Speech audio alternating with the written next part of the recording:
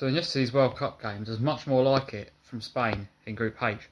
Fantastic performance, way more like it. Very, lacked the cutting edge. Weren't clinical at all against Cape Verde in the first game. Very good defensive display from them, but equally Spain in front of goal just didn't have that usual cutting edge that we see from them. But we already see from minute one there's a faster tempo about Spain in this game. They're on the front foot from the start. They had a decent start against Cape Verde, but they just kept it going yesterday, and it wasn't long, of course, before they got themselves into the lead against Saudi Arabia in a game that I thought could cause some problems. Saudi Arabia good in that first game, looking better coming into this tournament than previous tournaments, but ultimately Spain completely outclassed them yesterday in the end. Yamal puts them 1-0 up early on Spain. Like I say, they get the goal early, which they needed after failing to score in that first game. They played more of the superstars in this game, and from there we see a lot more of their sort of football, Spain. And we see it for the whole game, really. 65% possession, 21 shots to Saudi Arabia's 3.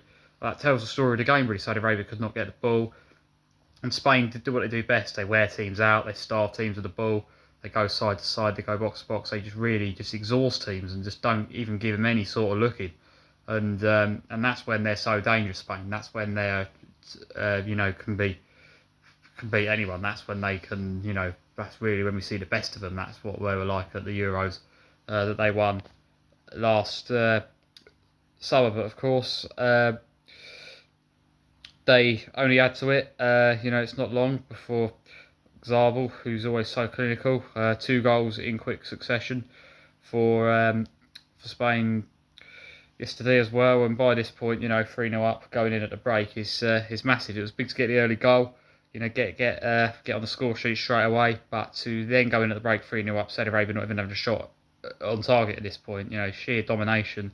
That was what I knew we could see from Spain. That's what I was expecting to see at some point in this tournament, and it's only taken them a game to get going to that point. So, they can well and truly put that first game behind them now, I'd say.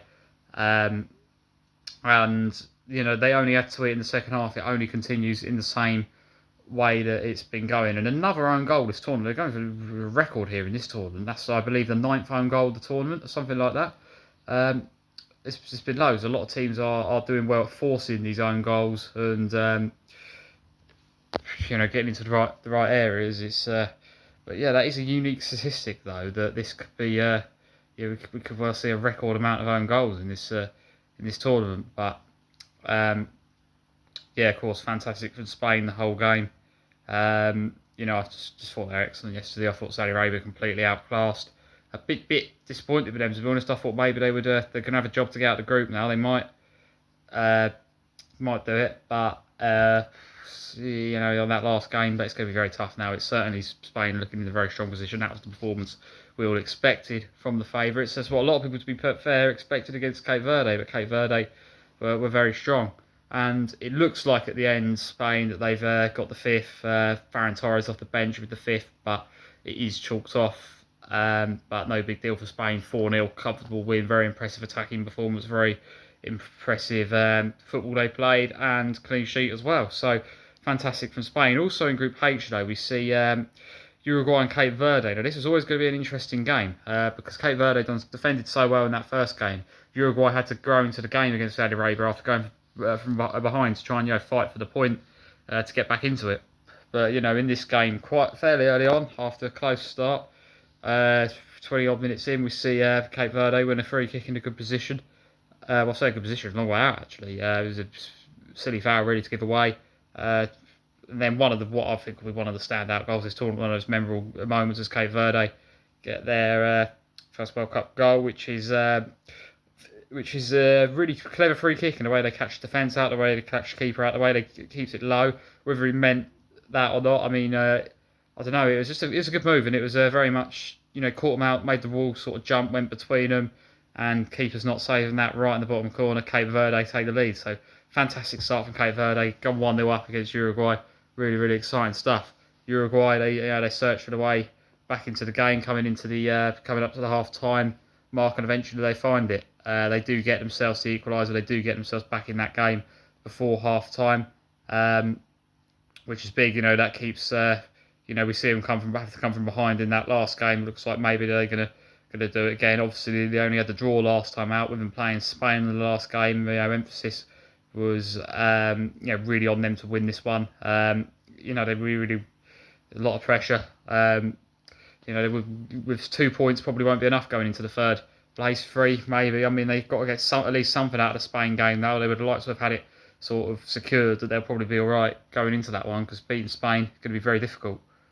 And for Uruguay, of course, we see the same goal scorer, Araujo, again, same scorer from the first game. And from here, Uruguay seem to find their rhythm. They seem to find the tempo, because before half time, they're able to take the lead. They're able to come down more central this time. Ball comes into the box, and again, they're able to slot it away. And they take the lead in stoppage time of the first half. Fantastic time to score. Completely turn the game around, 2-1, up going into the break, very much where they want to be. After not a good start in the game, and you had delivered sort of a real blow to Cape Verde, and it was going to be a real test for them, a real test for their character coming out into that second half. How are they going to deal with this now? How are they going to respond to this setback? They've not gone behind yet. This is the first time they've been in this particular position. How do they respond to going behind? And well, I think they certainly do, because they come out well in that second half, very well. And Cape Verde, they put them under pressure. Not sure what the Uruguay keeper's doing there. Some mistake comes out when he maybe didn't need to come out and try and collect. We'll try and clear, because he's come out of the box. Maybe miscommunication between the goalkeeper and defence, and player just off the bench a player that's just come off the bench for Cape Verde is able to slot it home, and they get the equaliser and make it 2-2. Massive goal. I've really been impressed with Cape Verde. There's 2 points now in that last game. They've got a real genuine chance of going through now. And what we see there is, we see Uruguay try and find that winning goal. And, we see some big moments, some big chances missed. They do have the ball in the back of the net, of course, but it is ruled out in the end. And, I've been really impressed with Cape Verde. Uruguay, not looking convincing, to be honest. It's going to be tough in that last game, though, against Spain for sure. But we will see how that all pans out. And now in the other group, but in the other group now, Group G, of course, Belgium against Iran. We'll start with that game. Now, this was, another game Belgium were favourites coming into it, another game they failed to win, another draw. So 2 points for them as well. It's there. That's going to be decided on the final day of the group whether they go through or not. Now, they're going to need to win. They're going to need to turn it around. I mean, so far, it's not been overly great. I mean, they've it's missing with Belgium. I mean, it's the cutting edge. They're not putting the chances away. I think they're creating so many chances to get into good positions. I think the build-up play is good. I think they play good football. I think they get into good positions. I think they've got the wide men, certainly effective for them as well. But I think the problem lies with Lukaku being clinical, and particularly in the earlier stages of tournaments, in the games that they're expected to win. He's certainly very clinical, certainly always in the right places. This tournament, I don't think he's up to pace. I know when he comes on the other day, he forces the own goal, but starting this game, I think we really see that he's not up to pace, and I think you really see the fact that he's not been playing at that top level anymore. And of course, this season, the minutes just aren't there. And of course, Belgium early on they have some chances, but I think Iran, they really sort of make this a real competitive game as well. 0-0 though is another 0-0 in this tournament. The 0-0s in this tournament, I have to say, they've been very entertaining games. And this was a very enjoyable game to watch. Didn't feel like a 0-0. It was a very enjoyable game to watch. And Iran, a clever move, puts them 1-0 up, and a lot of misfortune for them that getting chalked off. But Iran having 2 points so far, after giving themselves a fighting chance as well. It's a really tight group, this one. On that first game, coming from behind yesterday, being very unlucky not to leave with the 3 points, with everything going on with Iran. Some of the players not allowed to come to the United States, having much less time to prepare than everyone else. It wasn't certain whether they'd be in the tournament for a long time. So whatever they've done themselves proud. I would say for sure. And going into the break in that second half, it really felt like pressure on Belgium in the second half. Really, people expecting them to go on and maybe get the winner. And for a while it looked like they was really pushing, and we had that goal line scramble where I don't know how they didn't take the lead, but Iran certainly create chances of their own, and looked a real threat themselves. It's certainly a very even game. I mean, if you look at the action in the terms of how many chances being created and how many shots being taken, Belgium certainly on top in that regard, but they're not taking them and they're not having that cutting edge, they're not being clinical. And Iran, they're certainly looking just as threatening, I'd say, and maybe even more so, because seeing as they're the goal chalked off, and we see once the red card occurs, then it really is just a case of, okay, let's just hold on now. So the draw for Belgium, it looked like, once that was it, there was no real risk taking. It was sort of understandable really at that point. Could have ended in a complete disaster, but again, another draw for Belgium, 0-0 there. Not setting the world on fire. Certainly a lot that's impressive about the way the team plays, but if they can't find a way to put the ball in the back of the net, then that's going to be a major problem for them. But Iran, impressive again, decent, very good performance, very good performance, and decent points that they've picked up so far. And it's certainly a very good game, certainly a very competitive game, a very close game that it felt like it really could have gone either way in the end. So another enjoyable game. Now, massive congratulations to Egypt in the next game. Of course, 3-1 winners over New Zealand, the first ever World Cup win. Now, if there was a winner in this game, it would be their first ever World Cup win. Egypt have made World Cup appearances before. They've been unfortunate. It's been too long they've had to wait for this moment, their first ever World Cup win, and finally it comes yesterday. And I have to say, Egypt, I think, have gone under the radar and been seriously overlooked. Thinking about it now coming into the tournament, if you look at the quality they've got in this team, they've got a top team. Really, really good players in the team. Not just the standouts in Salah and Malmouche, who all the attention to be on as well. You've got players like Ashir, Trezeguet, Lashin. All these players have been really, really good for them this tournament. I think they've got a very, very good team, and I think in all areas they're looking good. I think they're looking good to get out this group. Now they could well top this group. They play Iran in that last game. They got every chance to top this group. They were the better team in the first half against Belgium, took the lead. Belgium really had to fight back into it, improved in the second half, but again, good point for Egypt, good performance, very, very strong second half display yesterday. Of course, New Zealand taking the lead, and you wonder, could they get their first ever World Cup win in New Zealand? Their run has ended now as well. Every World Cup game up to now they've played, they found a way to draw. They found a way to draw. That's the first game in a World Cup that they've not had the draw, so the first ever World Cup defeat there. But certainly, held their own as well. They've certainly played a part in this tournament. They were good against Iran in the way they took the lead twice.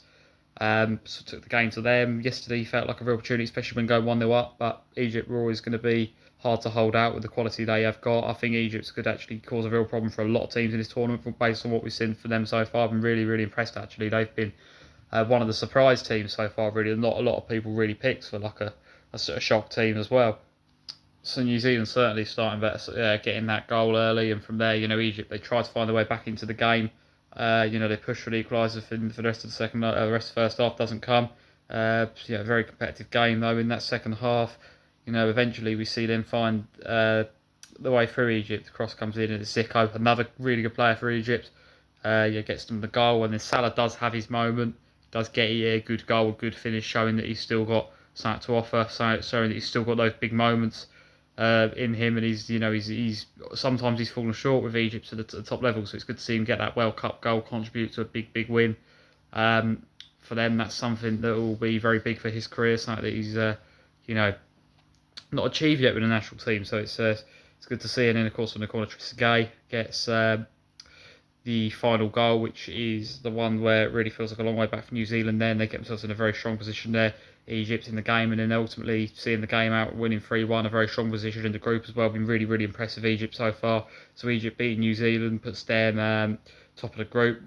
New Zealand have got a job to do in that last game. It's going to be tough against Belgium, but equally Belgium, a lot of pressure on them though, seeing as they have to come up with something now, a win really probably they need. And Iran as well give themselves a fighting chance. They're level with Belgium on points. Now the other group, of course, we see Spain turn up. We see Spain hit their best, and then we see poor from Saudi Arabia, underwhelming from them, but ruthless from Spain, what we expected.